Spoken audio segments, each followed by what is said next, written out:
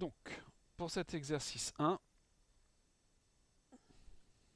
la question 9, et donc ensuite la question 10.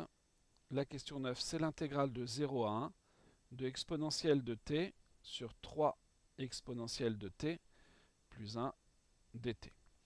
On se rappelle que dans cet exercice 1, on pouvait le faire sans connaître de techniques compliquées comme intégration par partie, changement de variable. Enfin, quand je dis compliqué, c'est un bien grand mot. Et donc, il s'agit de fonctions pour lesquelles, a priori, on doit être en mesure de rechercher une primitive assez facilement. Ici, si je regarde, j'ai une fraction. Naturellement, on peut penser à quelque chose de la forme u' sur u. Et donc, il faudrait pour cela que le numérateur soit la dérivée du dénominateur. C'est presque le cas. Si je pose u,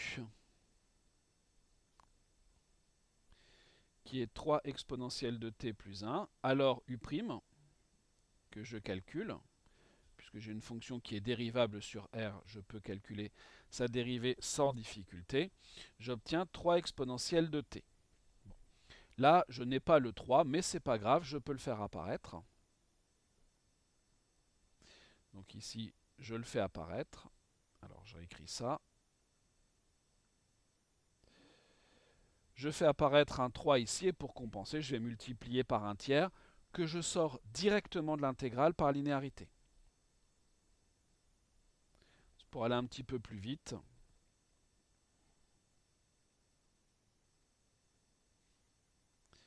et là, on a exactement quelque chose de la forme u' sur u, dont une primitive est ln de u à condition que le dénominateur soit strictement positif.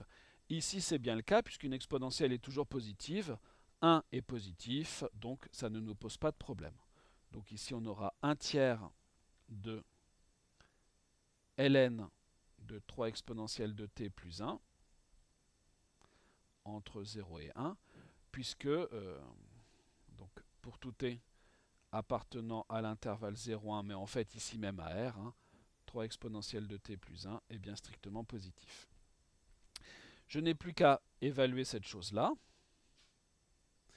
Donc j'aurai ln de 3 exponentielle 1 plus 1 moins ce qui se passe en 0, j'ai ln de 4.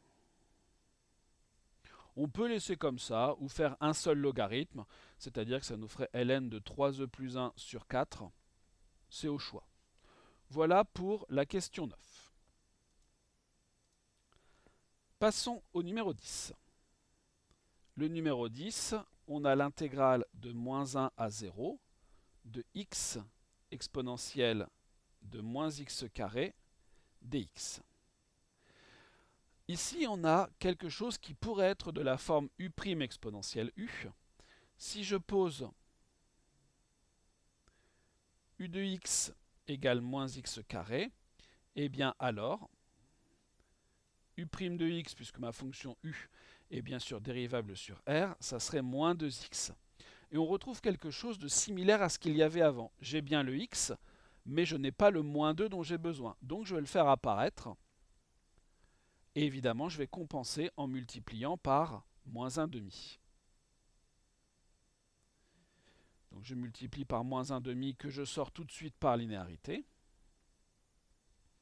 Moins 2x exponentielle de moins x carré dx. Et là, j'ai bien quelque chose de la forme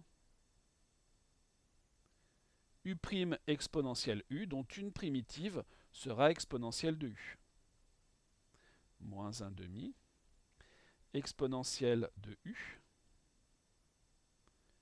que j'évalue entre moins 1 et 0, ce qui me donne moins 1 demi, facteur de exponentielle de moins 0, ce qui me fait 1, moins exponentielle de moins 1 au carré, donc exponentielle de moins 1.